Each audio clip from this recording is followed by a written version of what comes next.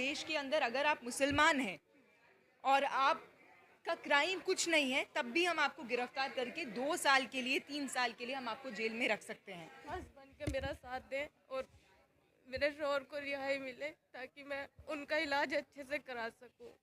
इस टाइम उनको मेरी माँ की, बच्चों की, डॉक्टर की बहुत ज़्यादा ज़रूरत है। प्लीज़ मेरा साथ दें, अपनी बहन बेटी समझ के मेरा साथ दें ताकि वो रिहा हो जाए। देखिए, एक बात बहुत साफ है, सरकार की तरफ से एक मैसेज दिया जा रहा है कि अगर आप गैंग रेप भी करेंगे, आप लोग हत्या भी करेंगे, तो 14 साल के बाद रेमिशन पे हम आपको बाहर छोड़ देंगे, जो हमने बिल्किस बानो के केस में देखा। और साथ ही में अगर आप सिर्फ अपने विचार रखने के लिए जाएंगे, अगर कोई क्राइम हुआ है आप उसके बारे में बात करने के लिए जाएंगे, अपनी सॉलिडारिटी एक्सप्रेस करने एक विक्टिम के पास जाएंगे। हाथरस के अंदर कौन नहीं गया था? हाथरस के अंदर जो हुआ उसको कोई भी जस्टिफाई नहीं कर सकता। एक दलित महिला जिसके साथ रेप किया गया, उनकी हत्या की गई और उसके बाद पूरी स्टेट की सपोर्ट के साथ, पुलिस के साथ रातों रात उनकी बॉडी को, उनकी लाश को जला दिया गया, उनकी बिना फैमिली को बताए। इस बात पे बहुत सारे hundreds of journalist also went to Hathras, सब लोग वहाँ गए, बहुत सारे लोगों ने इस बारे में बात की, बहुत सारे पॉलिटिकल पार्टीज़ के लोग भी गए, वो फैमिली से मिले।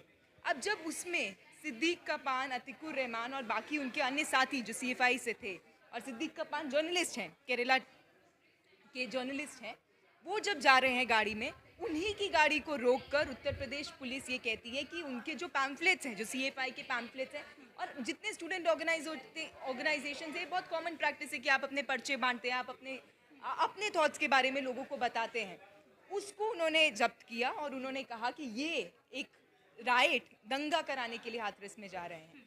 और इस बेसिस पे 2 साल तक, कल ही सिद्दीक का पान 703 दिन शायद उन्होंने जेल में काटे, 2 साल के बाद उनकी कल जमानत हुई सुप्रीम कोर्ट से। और अतिकुर रहमान जो उनके साथ थे, अभी भी वो जेल के अंदर हैं। आज हम लोग यहाँ पर प्रेस क्लब में इकट्ठा हुए क्योंकि अतिकुर की जो तबीयत है, जो उनकी हेल्थ कंडीशन है, वो बिल्कुल भी ठीक नहीं है। इनके लेफ्ट हैंड बिल्कुल चल नहीं रहा, काम नहीं कर रहा है।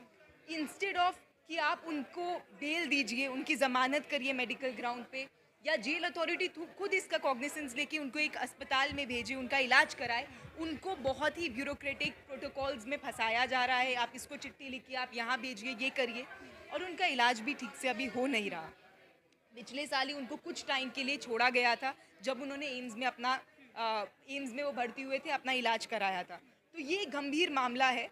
और दूसरा मामला ये साफ है कि इस देश के अंदर अगर आप मुसलमान हैं और आपका क्राइम कुछ नहीं है, तब भी हम आपको गिरफ्तार करके 2 साल के लिए, 3 साल के लिए हम आपको जेल में रख सकते हैं।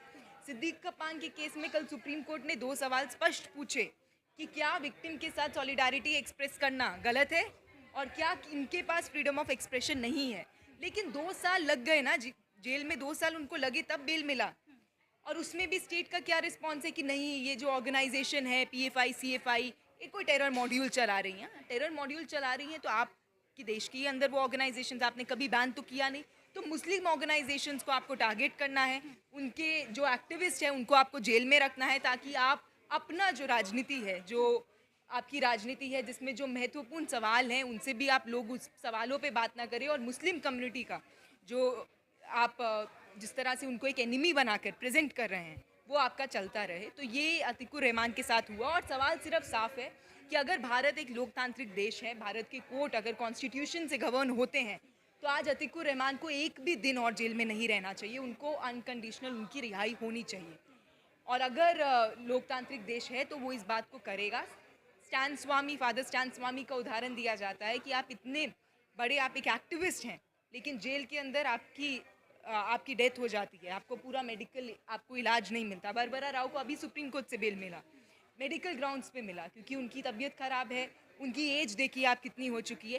तो ये सारे लोग, प्रोफेसर हैनी बाबू, उनकी तबीयत ठीक नहीं, वो जेल में है, उनको प्रॉब्लम हुआ था आंख में, उसके लिए भी तब उनको वहाँ पर इतना ज़्यादा पहले जेल अथॉरिटीज़ को लेटर लिखने पड़े, तब जाके उनको किसी हॉस्पिटल में भेजा, फिर उन्होंने कहा कि ये इलाज तो इस अस्पताल में हो नहीं सकता, फिर उनको कहीं और रेफ़र किया।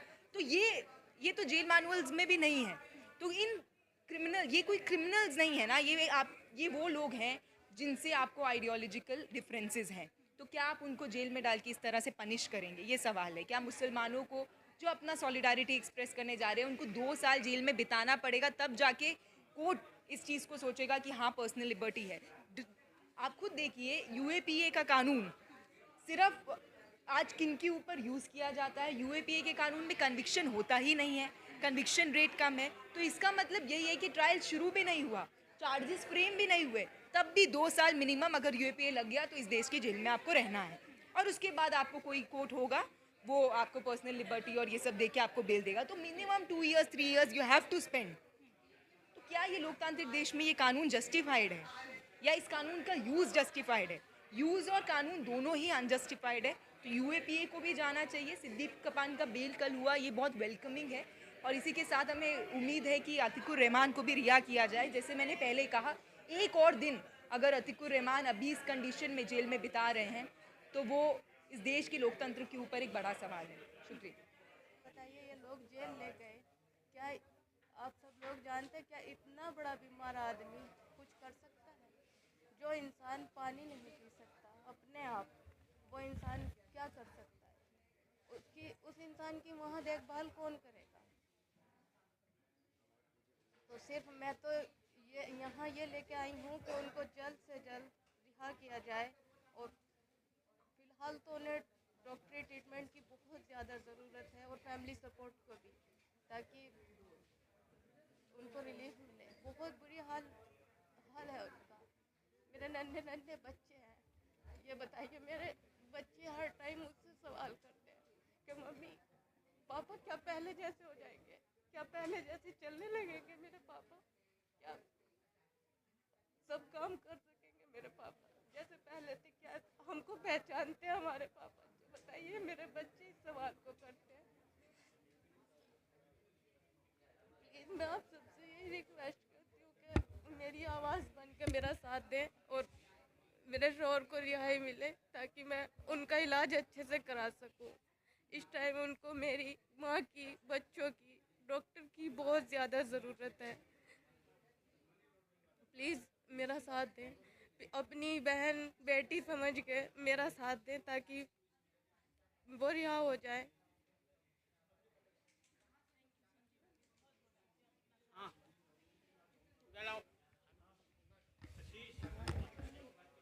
माँ का बच्चा सही सलामत भी हो, ठीक भी हो गई, 1 घंटे ना आवे तो कितने परेशान हो जाओ, और वो ऐसी हालत में कि वो आंखों से भी नहीं देख सकता, बोल भी नहीं सकता।